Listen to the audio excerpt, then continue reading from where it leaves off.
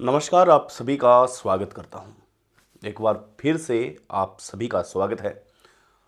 तबीयत थोड़ी सी नासाज होने की वजह से मैं एक दिन आप सबके बीच में प्रेजेंट नहीं हो पाया, लेकिन फिर आज मैं जब स्क्रॉल कर रहा था कुछ वीडियो, तो कुछ एनालिसिस अपने आप को इतना बड़ा विद्वान समझ रहे हैं कि वो हनुमान बेनीवाल की तुलना रविंद्र सिंह भाटी से कर रहे हैं, तो रहा नहीं गया। फिर मैंने डेटा निकाला, स्टडी की, और तब सब कुछ कंप्लीट हुआ। तब सोचा कि आप सबके सामने आना चाहिए। विद्वान भाई हनुमान बेनीवाल की तुलना रविंद्र सिंह भाटी से कर रहे हैं, रविंद्र सिंह भाटी की तुलना हनुमान बेनीवाल से कर रहे हैं, जबकि दोनों नेता में रात और दिन का फर्क है। दोनों नेता अपनी अपनी जगह अपने अपने तरीके से काम करते हैं। एक गर्म दल के हैं, एक नरम दल के हैं। चलिए हम सीधा मुद्दे पे आते हैं। रविंद्र सिंह भाटी के उस दिन के दौरे पर आते हैं जब आप और हम सब ने देखा कि बालोतरा की धरती पर धरना प्रदर्शन चल रहा था, वहां सब कुछ चल रहा था। रविंद्र सिंह भाटी जब अपने लोगों को संबोधित कर रहे थे, तब उन्होंने ये कहा था कि हमें शांति प्रिय है, कानून को ध्यान में रख करके सारा काम करना है, सड़क को जाम नहीं करना है। और रविंद्र सिंह भाटी को आए हुए महज 10 मिनट हुए थे। यहां क्या गलतियां हुई, क्या प्लस पॉइंट था, क्या माइनस पॉइंट था, वो भी आप सबके सामने मैं रखूंगा। रविंद्र सिंह भाटी आते ही 10-15 मिनट के अंदर संबोधित करते हैं, लोगों को किनारा करते हैं सड़क से, तो हम मान सकते हैं यहां पर कोई हाईवे जाम नहीं हुआ। हां, एक बार हुआ, लेकिन उसके बाद में रविंद्र सिंह भाटी ने सारी चीज को अपने हाथ में ले लिया। ये अच्छी बात रही, ये प्लस पॉइंट रहा। इसके बाद में उन्होंने एक गलती वहाँ ये की कि किसी ने बीच में कुछ कहा, तो जब संबोधित कर रहे थे तब उन्होंने कहा कि ये अधिकार मेरे पास है बोलने का, इसलिए मैं बोलूँगा। ये उनका एक नया नेता होने का एक माइनस पॉइंट है, जो कि दूसरे नेता ऐसा नहीं करते हैं। वो स्थानीय लोगों को मौका देते हैं बोलने का। जो नेता होते हैं उनको मौका देते हैं, वो नेता पूरा एकदम भड़ास जब निकाल लेते हैं, उसके बाद में मुख्य नेता होता है वो बोलते हैं। लेकिन रविंद्र सिंह भाटी ने ऐसा नहीं किया। ये माइनस पॉइंट मान सकते हो आप, लेकिन ये किस लिए नहीं किया ये जरा सोचिए। जब दूसरे नेता दूसरे लोगों को, दूसरे नेता को बोलने का मौका देते हैं, तब स्थितियां कुछ अलग होती है। या तो कोई बीमार होता है, वो उसकी बॉडी को लेकर के बैठे होते हैं, या कोई ज़मीनी विवाद होता है, या कोई सार्वजनिक मुद्दा होता है, गरीबों की बात होती है। लेकिन यहाँ पर तो रविंद्र सिंह भाटी की गाड़ियाँ जब्त थी प्रशासन के पास। रविंद्र सिंह भाटी के लोग प्रताड़ित हो रहे थे, तो बोलेगा कौन?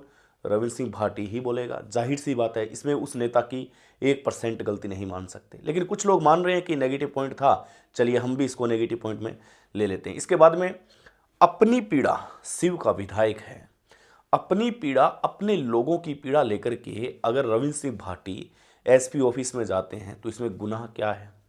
लेकिन आचार संहिता का उल्लंघन हुआ है, ये बात हम मानते हैं। शांति भंग हुई है थोड़ी सी, और मतलब व्यवस्था है जो थोड़ी सी बिगड़ी है, तो इसमें वहाँ पे खींचातानी का गेम तो चल ही रहा है। तो ऐसे में उनको वो खामियाजा भुगतना पड़ रहा है। अब जो विरोधी खुश हो रहे हैं कि ये लो जी, इतने 30 तो नामजद हो गए हैं, 700 से 800 लोगों पर एफआईआर हो चुकी है, तो क्या हो जाएगा? कुछ नहीं होगा। एक माफ़ी पत्र होगा, माफ़ी पत्र आपको लिखना पड़ेगा, माफ़ी पत्र आपको दिखाना पड़ेगा, सारी चीज़ें सामान्य हो जाएगी, कुछ भी नहीं होगा। मान सकते हैं कि ऐसी कोई भी वस्तु या कोई भी तथ्यात्मक बातें नहीं होगी जो उसको जताती हो कि भाई ये गलत हो रहा है। हर नेता की होती है।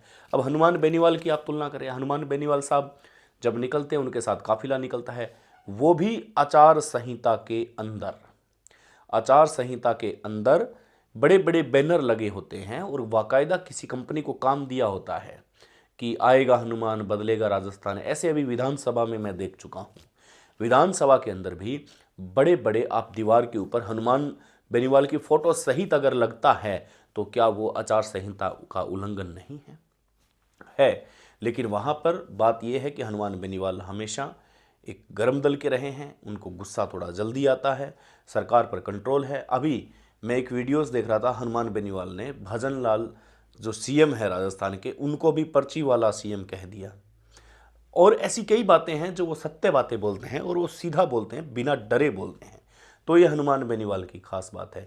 वसुंधरा राजे सिंधिया को आपने देखा होगा, अमित शाह और मोदी को लपेटे में घेरा है, जिस पे अभी एक राष्ट्रीय लेवल के पत्रकार ने उनसे सवाल पूछा था, तो वो सामने ही उनसे सवाल कर दिया कि आपने कौन सा ऐसा वीडियो देखा।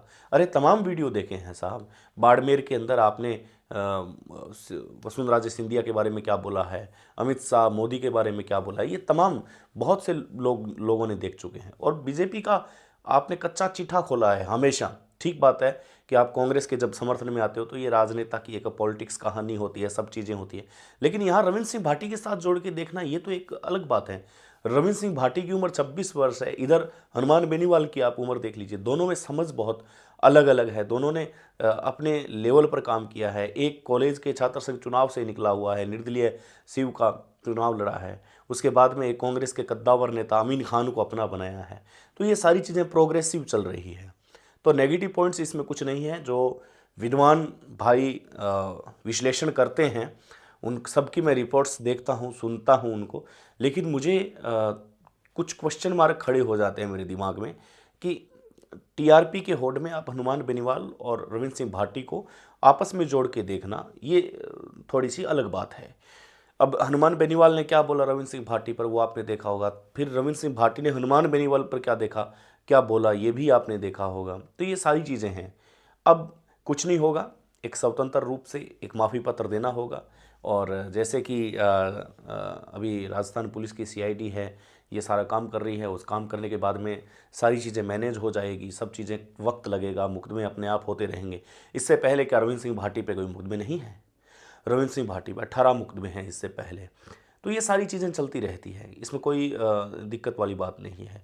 कुछ लोग तो ऐसे होते हैं, बिहार का आप चिट्ठा निकाल के देखें, कोई चारा घोटाला में अंदर है, कोई कुछ ही अंदर है, जेल के अंदर रहते हुए भी चुनाव लड़ते हैं। दिल्ली के सीएम केजरीवाल सीएम पद पर रहते हुए जेल में है, तो ये कोई बड़ी बात नहीं है। रविंद्र सिंह भाटी पर आप इतना जो कह रहे हो कि रविंद्र सिंह भाटी के ऊपर इतना इफेक्ट पड़ेगा, ये होगा वो होगा, जलजला आ जाएगा, कुछ नहीं होगा। रविंद्र सिंह भाटी पर कुछ भी नहीं होगा, जर्रा से भी आंच नहीं आएगी। ये तो रविंद्र सिंह भाटी को और मजबूत बना रही है। अरे रविंद्र सिंह भाटी अगर चुनावों की अगर आगे कोई प्लानिंग करते हैं या जनता के बीच में जाते हैं, तो एक और मुद्दा बनता है कि देखो साहब, मैं तो वहाँ अपने लोगों की पीड़ा लेकर गया था एसपी ऑफिस, लेकिन वहाँ प्रशासन ने क्या किया कि 700-800 लोगों के खिलाफ मुकदमा दर्ज कर लिया। तो ये सहानुभूति बटोरने का भी एक काम हो सकता है। तो रविंद्र सिंह भाटी लॉस में कहाँ है बताइए? क्या उनके छवि पर दाग लगा है? ये मीडिया है, मीडिया में माइनस पॉइंट भी कई होते हैं, प्लस पॉइंट भी कई होते हैं। कई विश्लेषक ऐसे होते हैं जो अपनी विश्लेषण से लोगों को अट्रैक्टिव करते हैं कि ये माइनस पॉइंट हो गया है, ये प्लस पॉइंट हो गया है, लेकिन ऐसा दरअसल कुछ होता नहीं है। ये बहुत एक सिंपल सी बात है। अगर दिल्ली के सीएम रहते हुए भी वो अगर सलाखों के पीछे जा सकते हैं तो इस देश में कुछ भी हो सकता है। अगर अभी आपने कोविड का नहीं सुना, कोविड के सभी ने इंजेक्शन लगवाए, लेकिन अभी ब्रिटेन की अदालत में क्या पाया गया? ये पाया गया कि हाँ, कोविड की जिसने खुराक ली है उसका साइलेंट हार्ट अटैक आ सकता है, मौतें हो सकती है। माफ़ी भी मांगी उन परिवारों से जिन परिवारों ने कोविड इंजेक्शन लगाने के बाद में अपने परिवार के लोगों को खो दिया है। तो ये सारी चीज़ें चलती आ रही है। क्या कोविड सरकार की निगरानी में नहीं था? क्या उस वक्त ब्रिटेन की अदालत नहीं थी? ब्रिटेन की अदालत भी यहीं थी, भारतीय अदालतें भी यही थी, सारा कुछ चल रहा था। वैज्ञानिक शोध है, धीरे धीरे सब चीज़ें आती है सामने, लेकिन धीरे धीरे पता चलता है कि क्या होता गया है। अब एक 26 साल का युवक इतना बड़ा काम कर रहा है और उस पर अगर एसपी ऑफिस का घेराव हुआ या सुलभ आचार संहिता का अगर उल्लंघन किया है, तो जाहिर सी बात है सरकार उस पर नकेल कसेगी, है ना।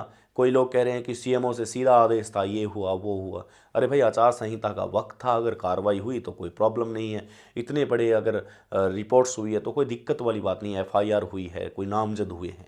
तो ये सारी बातें अपने हिसाब से। अब लोग कहते हैं कि इस धरने से क्या मिला जी? अरे मिला क्या नहीं, एक नया रविंद्र सिंह भाटी पैदा हुआ है। क्या हो गया अगर वो वहाँ गए? मुकदमे होते रहते हैं, नेता का जीवन ही मुकदमों से निकलता है।